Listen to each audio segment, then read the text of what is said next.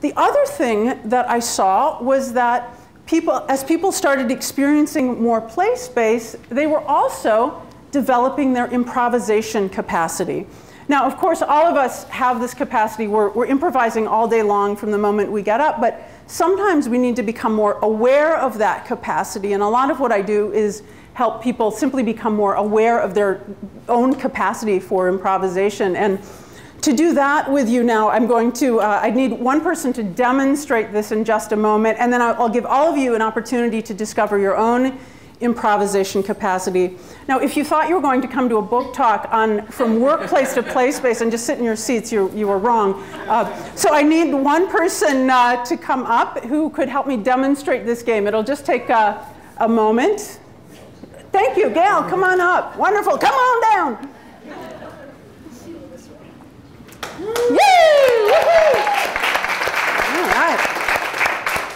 So how did you all feel when Gail volunteered?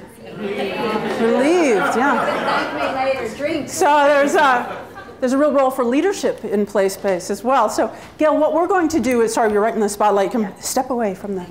So we're going to improvise a story, and we're going to do it just one word at a time. So it'd be something like once, upon, time. Now, many of you have played this game before. It's a very simple improvisation game, but it's a great warm-up for us to improvise. Now, that would, of course, be too easy because we know how that could go. So in just a moment, we're going to ask for the first word from the audience, and then we'll just try to tell a story, listen to each other, just bounce the words back and forth, full sentences.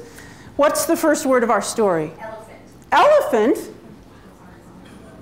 Trunks. Are big. And snifty. So when they nice coaching, eat potatoes, they feel stuffed and bloated because stuffiness is trunk. Wonderful! Beautiful job, Gail. Beautiful job. Gail, for your courage and leadership today, your very own copy. See, let that be a lesson to the rest of you.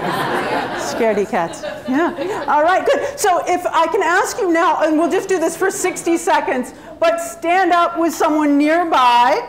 And I'm going to invite you to improvise your very own story, and we'll only do a 60-second story. So stand up.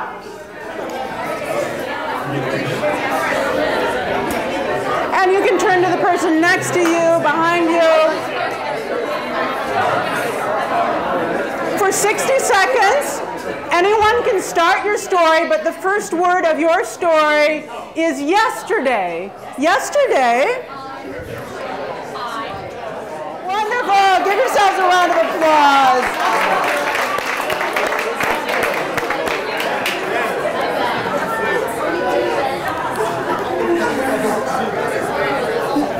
All right. How was that for you? Yeah? Yeah? All right. So you've got the capacity, right? So here's the cool thing, and this was, don't beat yourself up if this didn't just flow like silk for you.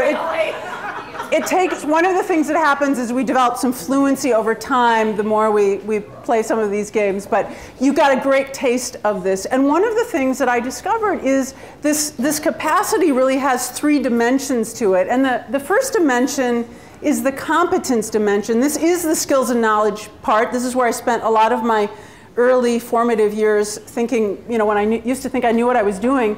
The ability to respond to the unexpected and unplanned using available resources. This is the competency dimension. We can develop the skill. We all had it when we came out of the box, but many of us got socialized out of it. We started thinking too much.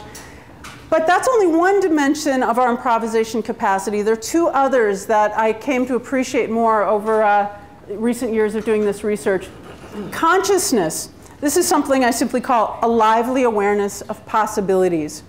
Now think about it just now as you were playing the game. Could you be thinking about, you know, the traffic on the way here, or those emails you need to return, or Does anybody? No way. I mean, you really could only be, if you were really in the game, you could only be right there present with your partner.